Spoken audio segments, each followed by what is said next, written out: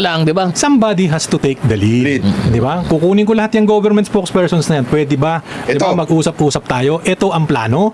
You will dance to the same tune. Di ba? Ito ang gagawin. Ang problema, hindi ko alam kung yan mayroong tamang plano ang PCO. Di ba? Ngayon lang ako nakakita ng secretary ng PCO na ganito katahimik at pinababayaan yung kanyang subordinate. Di ba? Na magsasagot. Miski na minsan ang sagot Hindi lang. ko siya nakikita. Never. Okay, magandang araw po sa inyo lahat and welcome po ulit dito sa ating Tantabunan PH mga kababayan. Ngayon po ay May 6, 2025 at malapit na rin po ang eleksyon. Ilang araw na lang mga kababayan. Okay, sana naman po ay pumili ng mabuti. Pumili ng mabuti at evaluate lahat ng kandidatong napupusuan. Okay, at nito mga kababayan, patuloy pa rin nating pag-uusapan itong mga nangyayari sa ating bansa.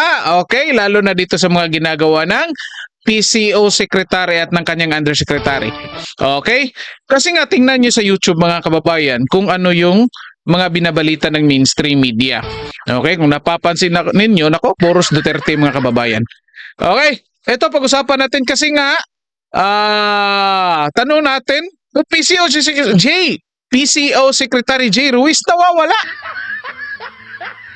O yan yung katanungan ni Boying Rimulya mga kababayan. Yan yung hinahanap ni DOJ Secretary Crispin Rimulya, si PCO Secretary J. Ruiz mga kababayan. Kalain nyo yan? Parehong cabinet secretaries yan, hindi nagkikita. Well, anyway, baka sabihin ninyo, fake news ito. Ito, pakita ko sa inyo yung pinag-uusapan dito mga kababayan.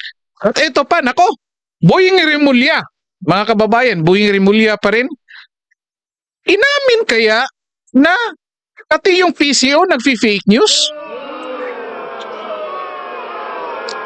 Yan po at iba pang mga mahalagang bagay ay pag-uusapan natin dito. Ipapakita natin tong video and then may videos tayo na titignan, pakinggan natin, and then pupost lang natin, magbibigay tayo ng komento dito. Okay, again, wala tayong news na pinapakita dito. Pinapakita natin kung anong inilabas dyan sa mainstream media at galing sa mga reliable na mainstream media, yung tinatawag nilang reliable, at galing sa mga taong reliable. Kagaya nitong mga taong to. Kasi nasa mainstream media naman ito sila at din ito congressman at din ito si Secretary Boying Rimulya mga kababayan. Okay, sino nga bang mga nandito? Ed Javier, I think kilala nyo yan, Boying Rimulya. Dudy Dulay, hindi ko pa kilala. Then Congressman Jonathan De La Cruz. Okay? So ito nga mga katanungan natin, PCOJ Secretary nawawala, J Secretary tuloy. PCO Secretary J. Ruiz nawawala. Yan yung katanungan natin dito mga kababayan. At the same time, yung pangalawa, Boying Rimulya umamin na yung PCO nagfi-fake news din. Okay. So ito mga kababayan, by the way, bago natin i-play, bago natin umpisahan, paki-like and share po na videos natin and then paki-subscribe na rin po sa ating channel. Okay, of course, sa lahat ng nakapag-subscribe, napalakpakan tayo dyan. Okay, so ito, mga kababayan, dito tayo mag-umpisa kasi maraming topics lang pinag-usapan at ito yung pinag-usapan nila patungkol dito. By the way, bakit natin palaging binabanatan ito? Kasi mga kababayan, ako personal hindi ko binoto si PBBM, at the same time ngayon hindi ko gusto yung mga nangyayari sa Marcos administration. At hindi ibig sabihin na automatically gusto kong matanggal si PBBM at gustong bumagsak yung administrasyon niya. Of course hindi yan yung gusto ko mga kababayan. Okay? Gusto ko lang matauhan itong Marcos administration, magising at gumawa ng mabuti para sa ating bansa, regardless kung para sa kalaban, para sa kakampi, or para kahit kanino mga kababayan. Okay, kaya binabanata natin ito. Okay? Gusto natin magising rin yung itong PCO kasi mukhang kung palaging ganito yung ginagawa ng PCO mga kababayan, nako, mukhang pinapadali nila ang pagbagsak ng Marcos administration dito. At kung babagsak itong Marcos administration, sinong talo dito mga kababayan? Tayong lahat. Oh. Hindi naman sila kasi ang lalaki ng sahod niyan. Oh, mga mayayaman yan mga kababayan. So mukhang walang pakialam yan sa atin kaya gusto lang nila banat ng banat. Lalo na sa mga kalaban, lalo na kay VP Sara at sa VP Sara Duterte at sa ibang mga Duterte pa. Okay? Kaya yan ay pag-usapan din po natin kasi nakikita ni VP Sara dito na kung anong weakness ng PCO ngayon at tinitake advantage ni Sara at hindi yan napapansin ng PCO. Kaya kung hindi pa sila magising ngayon, eto nga, mukhang mapapaaga yung pagbagsak dito ni PBM kung patuloy ng ganito mga kababayan. Okay? Eto, play na natin. Good morning. Balik po tayo sa programa Executive Session. Ako po si Ed Davier. Kasama po natin dito Justice Secretary Boying Rimulya, Inspector General Dodi Dulay, Congressman Jonathan De La Cruz, at si Pao Capino. Good morning. Good morning. Kumusta ang lokal? Yung mga ito lang, yung mga 162 na congressmen na post. Okay Tulungan niyo si Presidente. Ilabas ninyo yung mga programa na nagawa ninyo dyan sa mga areas ninyo kaya kayo naging post. Para maganda naman ang sinasabi. Kasi, ang importante ngayon may pakita sa taong bayan yung ginagawa at nangyari na. At alam mo, malaki problema para sa akin itong si Secretary Jing Ruiz, no? At yung kanyang grupuhan. Dahil, alam mo, statistics do not lie. Pagka ikaw, sinabi mong perception pa yung statistics, katulad nung ginagawa ng tigasagot ninyo, na the more siyang sumasagot, lalo kayong bumabaon. Oh, push na natin. Oh, yan nga sinasabi ko mga kababayan. Attack dog kasi. Yan nga sinasabi ko. Bakit nasabi ko na tinitake advantage? Kasi nakikita ni VP Sara mga kababayan na itong Undersecretary Attorney Claire Castro, yung weakness niya, hindi niya mapigilan sarili niya na talagang umatake at kumagat doon sa mga pinapain sa kanya. Oh, ano ba yung mga pinapain ng kalaban? Ito nga, pinapain ni VP Sara, yung kanyang sarili. Oh, nilulure niya si Attorney Claire Castro para sagutin ni Attorney Claire Castro yung mga binabanat ni Sara sa administration para nakafocus yung press briefing ni Claire Castro doon sa pagbanat sa mga Duterte. Okay? At hindi na maipalabas yung mga ginagawa ng kanyang amo. O ito, patuloy natin. Paano mo sasabihin na statistics? Sabi nga ng mga tao, ang pakiramdam namin, mas mahirap kami kesa dati. Yan ay pakiramdam.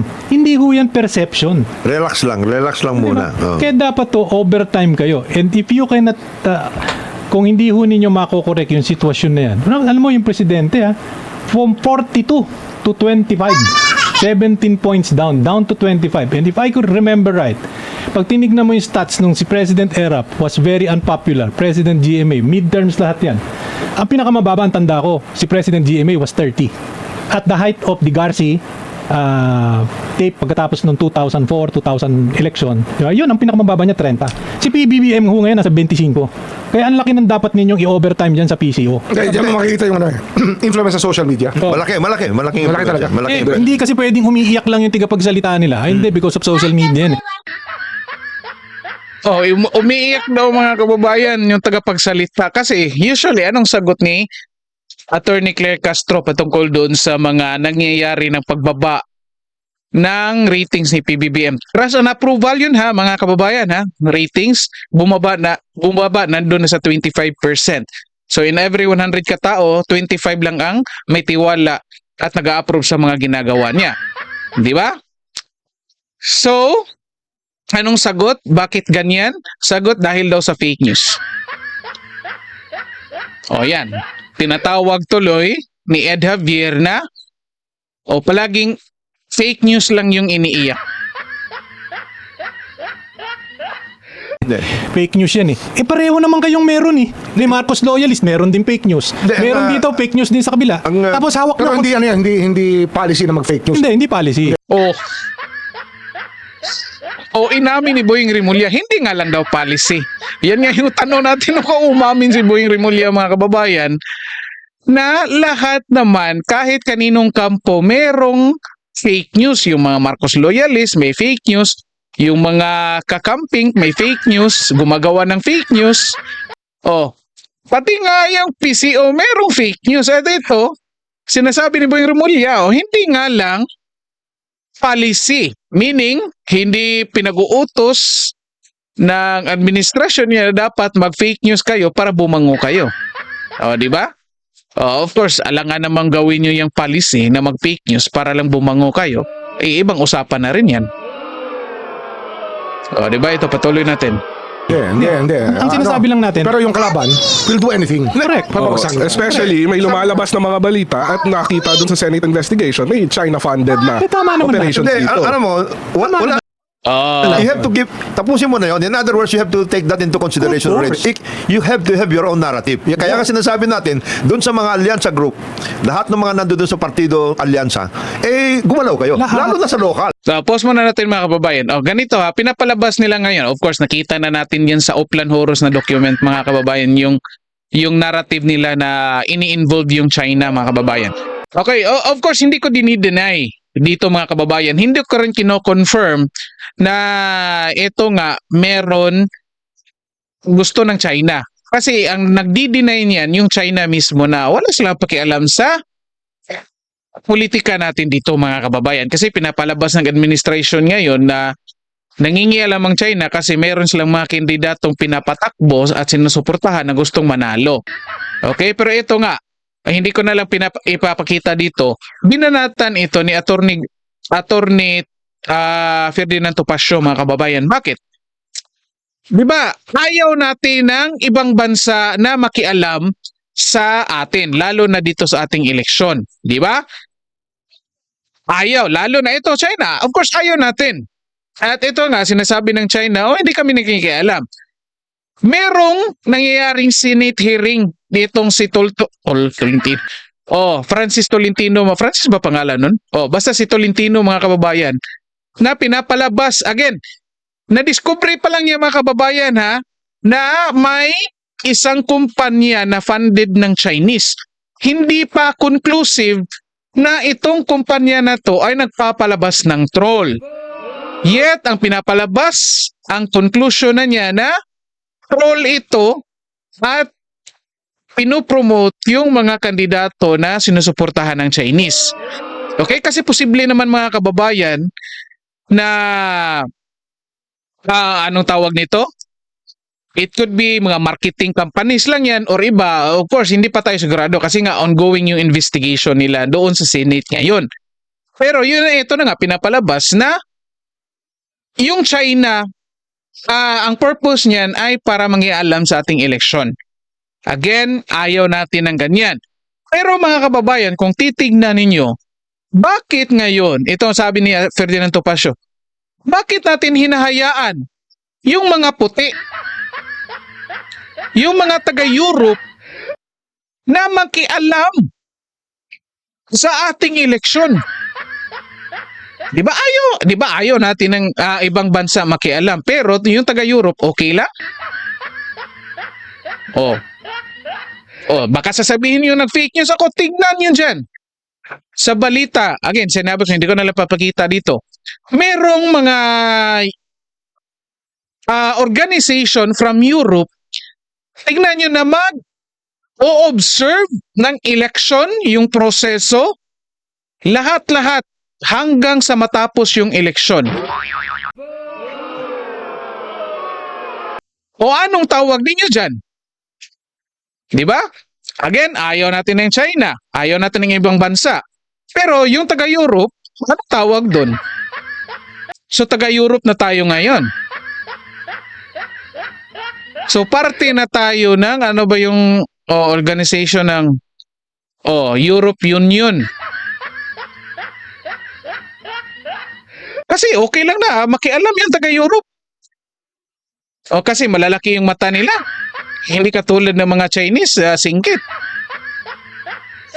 Diba? So, dapat naman kasi kung ayaw natin ng ibang bansa, ibang lahi na makialam sa atin, lahat automatically applicable. Yun again, hindi ko sinasabi na kasi automatically sasabihin na naman ng mga tao na pro-China tayo, pro-China. Hindi, walang Pilipino. Ako, naniniwala ako mga kababayan na walang Pilipino na pure Pilipino na pro-China. Okay? Posible meron nagtatrabaho kasi meron kakilala mga kababayan na employers nila Chinese, yung iba nandoon sa mainland China nagtatrabaho. Okay? Pero yung isip nila, puso nila, mga Pilipino sila. At sila na mismo nagsasabi na itong mga Chinese, ang gusto lang nito magnegosyo. Hindi ito nagigialam ng anong tawag nito? Ng ibang bansa. Gusto nga ito trading. Hindi, again, nakikipagpalitan. Yan, trading. Pero, ito, election, pinapasok yung taga-Europe. Well, anyway, ito, patuloy na natin. Lahat. Kasi kaya naman ninyo yon. Ang dami ninyong ginagawa Hindi sa pwedeng lokal. iyak kayo ng iyak. Sasabihin ninyo, fake news yan, ganito yan, ganyan. Hawak nyo buong makinarya ng gobyerno, natatalo kayo nito. Hindi, tsaka hindi. Yung sa lokal, kasi kaya ninyo sa lokal. Oh. Sa totoo lang. Sa totoo lang, hindi alam nung mga tiga-PCO ang gagawin. Yan ang totoo. Yan ang gagaya niyan. Maski na ano pang mangyari doon sa mga distrito na ganon. Yung mga halimbawa, doon sa Mindanao, nakita ko na yung figures eh. There are 5 regions. In the 5 regions, siyempre mababa ang administrasyon sa Region 11. That is a given. Expected, That is a given. oo. Pero yung 9, 10, BARM, 13, local ang nagdadala doon. Kaya yung mga local doon, medyo trumabaho ng konti. Kagaya niyan. Example, one big example, yung Agusan grupo ni na Kong Joboy. Maraming post doon sa kanila. Alam mo, boss. Dalhin nyo na yan. Tama, Ngayon, tama. yung mga iba, kagaya niyan, pag nagkakaroon kayo ng issue sa local, medyo sagutin ninyo. Huwag nyo papabayaan ang national. Alam mo, Kong, Tama. alam mo, Kong, sa totoo tama lahat yung sinasabi ni Kong Jonat eh. Ang problema niyan, realistically, hindi nangyayari sa baba. Yun na nga, yun ang problema. Sapagkat kung nakita ng mga lokal na malakas yung SARA doon sa kanilang probinsya, hindi ho yan kukontra sa Agos para isalba yung national. Yan ang sad reality dyan. Di ba? Ang realidad, mag-neutral lang. Kasi hindi ko pwede po, sobrang lakas. Yan ang problema pag walang totoong party system. Tama ba, Sek? Di ba natin naman totohanan lang. Di naman tayo... Lahat balimbing eh. Oh, wala tayong... Lahat Pero naman pero explain na naman ang pendulum niya sa kabila sa Sali ka na naman lahat. Salihan ng salihan. Ano naman to eh? Pendulum lang yan. Pendulum lang yun. Hindi, Explain lang yan. Ngayon, ang malungkot yung lang mga, dito kasi. yung mga agencies na meron naman talagang nangyayari, please, Ano daw mga kababayan? Pendulum daw. Kapag babaliktad na naman yung sitwasyon, lahat magbabaliktaran na naman, di ba? Inamin. Nilaglag pa yung kapatid niya na si John Vic Remulla, mga kababayan. Bakit? Anong ginawa ni John Vic Remulla? Di ba nung una kay Binay si John Vic Remulla? Kung natatandaan ninyo? Balikan niyo yung mga past elections, 2016 election, mga kababayan. Anong partido sumasama si John Vic Remulla? Ay, kapatid ni Boying Remulla, di ba kay Jejomar Binay? And then, bago nag-election ng 2016, suddenly bumaliktad si John Vic Remulla. Nasa kanino na si John Vic Remulla? Kay PRRD. At ngayon, si PBBM naging presidente, nasa na si John Vic Remulla? Kay PBBM din. At ito, sinasabi ni Boying Remulla na lahat balimbing. Di kasali yung kapatid niya, mga kababayan. Wala na, patuloy na natin to. please highlight your... accomplishments. Ang dami. Mag-narrative kayo. Sinasagot nila na sinasagot yung kabila. Ang problema kasi, Pinapatulan. laging ang style, puro depensa lang. Ang Puro mga sangga lang. Hindi yung gumalaw naman kayo sapagkat ang dami naman nangyayari na maayos dito Ang sinasa- sa administrasyon. Ang Pero hindi sinasabi naman lang naman nilalabas. natin dyan, Diba? trabaho nung Secretary J. Ruiz na ikaw ang konduktor nung Ang mga orkestra. Di ba? Ikaw ang magsabi sa amin saan ba tayo pupunta. Di ba? Ang problema si Secretary Ruiz, with all due respect to him, I do not think alam ang gagawin. I mean, let us call a spade a spade. Ganun lang kasimple. Wow. Please. Ikaw Bakit? naman consultant ng... Hindi, bibigyan ko lang perspective Yes. tong elections. Another perspective, hindi lang pang local, hindi lang pang national. This is, ang tingin ko talaga, this is part of the geopolitical Meron. atmosphere that is happening around the world. And lumabas sa investigation, talagang may China-funded na propaganda. And ito, delikado to. Kasi it means China wants a certain set of candidates or messaging that is put out here Ito in the naman, Pao, Philippines. be that as Yan na naman pinalalabas mga kababayan. Ang ongoing pa nga yung investigation. Hindi pa totoong nangyayari. Hindi pa napatunayan na talaga itong China meron talagang mga pinatatakbong kandidato na gusto nilang manalo. Ongoing pa nga yung investigation. Dumating nga sa hearing yung tinatawag nilang CEO representative ng ano bang kampanya na yun, nakalimutan ko tuloy. At dinideny. Pati yung China government mismo dinideny.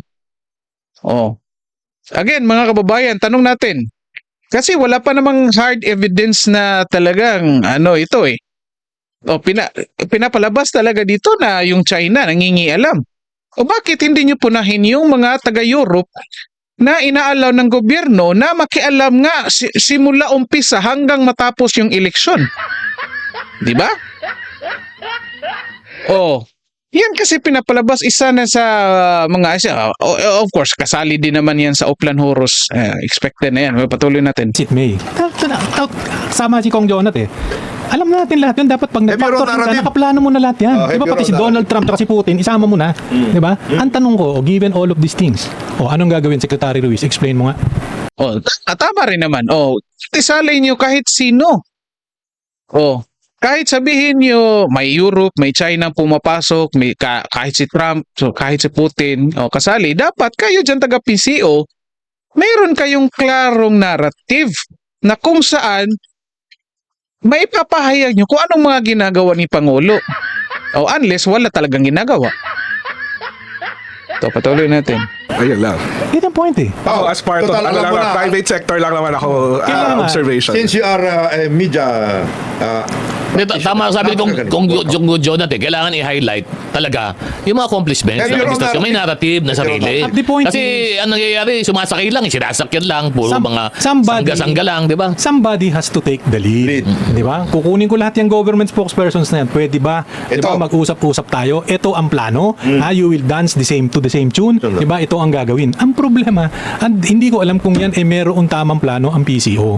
Di ba? Ngayon lang ako nakakita ng secretary ng PCO na ganito katahimik at pinababayaan yung kanyang subordinate. Di ba? Na magsasagot. Miski na minsan ang sagot Hindi lang. ko siya nakikita. Never. Nakita ko man ang press secretary ganyan. Di ba? At ito lang with all due respect. Pag Remulla naman hindi doon niya nakikita si PCOJ Ruiz, mga kababayan. Hindi ito fake news. Si Remulla nagsabi niya na hindi niya nakikita si PCO Secretary J. Ruiz. Bakit hindi ba umattend ng cabinet meetings ninyo, sir? Pagkasabi naman nga mag-attend naman siya kahit attendance lang. Ito patuloy natin. pinabayaan ninyo na yung kasalukuyan ninyong nagsasalita ang maging face of the Marcos administration. Wait until 3 months kung ano mangyari sa rating ng Pangulo. Ito lang, batiin lang natin mga nakikinig. Okay, stop na muna natin dyan mga kababayan. Okay, so again, ito pag-usapan natin ng mabilisan kasi kinat-cut ko lang para maiksi na lang itong sasabihin natin. Okay, ito nga mga kababayan, tinitake advantage. Ito, naiisahan talaga sila, pinag-usapan ko na ito sa last video ko mga kababayan, naiisahan talaga sila dito ni Vice President Sara Duterte mga kababayan. Kasi, unang-una, nag-hire sila ng PCO at Undersecretary, Secretary at PCO Secretary at Undersecretary na kilala ng taong bayan na galit sa mga Duterte. Okay? Itong si Claire Castro. At sa simula pa lang ng kanyang trabaho, palagi nang bumabanat araw-araw binabanatan ang mga Duterte. At ito na nga nakikita ni VP Sara na itong secretary na ito, undersecretary na ito, hindi niya mapigilan sarili niya na bumanat At nakakalimutan niya yung tunay na trabaho niya na kung saan ipahayag kung ano yung mga nangyayari sa ating bansa at ginagawa ni Pangulo. PRRD tuloy. PBBM mga kababayan. Kaya nga ito tinitik advantage ni VP Sara. Huli na yung weakness niya, tinitik advantage ni Sara, hindi pa nila kinokorek mga kababayan. At anong posibleng mangyayari dito? Ito nga, hantayin tuloy. Hintayin ninyo. After few months mga kababayan, kung anong posibleng mangyayari. Kasi, habang tumatagal, kung napapansin, wag sanang magalit yung mga supporters ng mga Duterte. Habang tumatagal, ito, iniinis ni VP Sara itong undersecretary mga kababayan. Iniinis kasi alam niyang sasagot. At every time na sasagot yan, ang kinukuha ng mainstream media or ang ibinabalita ng mainstream media mga kababayan ay yung sagot niya doon sa banat ni VP Sara. Hindi na yung patungkol sa kung anong ginagawa ni PBBM. Which is of course parang okay na rin sa atin kasi nakikita natin na talagang kung anong totoong mukha ng Marcos administration ngayon. O, di ba? Pero mga kababayan, yan nga sinasabi ko sa umpisa, tayo ang dihado dito. Okay? Bakit? Kung anong mangyayari sa Marcos administration ngayon, unless mag-surrender si PBBM at gusto na niyang bumaba kasi hindi na niya kaya, then at least may pag-asa pa tayo. Pero kapag ganyan, may 3 taon pa tayo mga kababayan at walang pagbabago sa pamamahala, naku, delikado tayo. So again nga sinusuportahan natin si VP Sara. Pero, ang problema ngayon, walang nangyayaring matino sa ating bansa mga kababayan. O kung meron man, hindi na iparating sa mga tao kasi nakafocus yung tagapagsalita nila doon sa pagbanat sa mga Duterte. Di ba? Again, pansinin ninyo. Pinaulit-ulit lang yan ni VP Sara yung kasagutan niyang pamumulitika kasi alam niyang sasagot yung kalaban, sasagot si Attorney Claire Castro. Diba? Kasi alam ni VP Sara, o halimbawa, yung kaso issue kay Pulong. Diba? So alam naman ni VP Sara, I think, alam ni VP Sara kung ano nangyayari dyan. At anong kaso, anong takbo ng kaso dyan. At of course, hindi niya sinasagot ng mabuti. Sinasabi lang niya, pamumulitika. Kasi alam niya na ang sagot ni Claire Castro dyan, ay talaga babanat ulit sa mga Duterte. At ito pa, tingnan nyo sa mga mainstream media ngayon. Ano yung mga tinatanong kay Attorney Claire Castro, di ba, patungkol sa mga Duterte? Kasi alam nila na kumakagat talaga itong si Claire Castro. At hindi na napag-usapan kung anong mga nangyayari ngayon sa Marcos administration. Well, baka hindi nga talaga nila alam kung ano yung trabaho nila kasi nga sabi dito ni Secretary Boying Rimulya na hindi niya nakikita si PCO Secretary J. Ruiz mga kababayan. Well, anyway, hanggang dito na lang po muna tayo. And then, paki-like and share po ng video natin. And then, paki-subscribe din po sa ating channel. Okay? So, kita-kita tayo mga kababayan. And then, paki-subscribe na rin po sa ating channel. Okay? Maraming salamat sa lahat.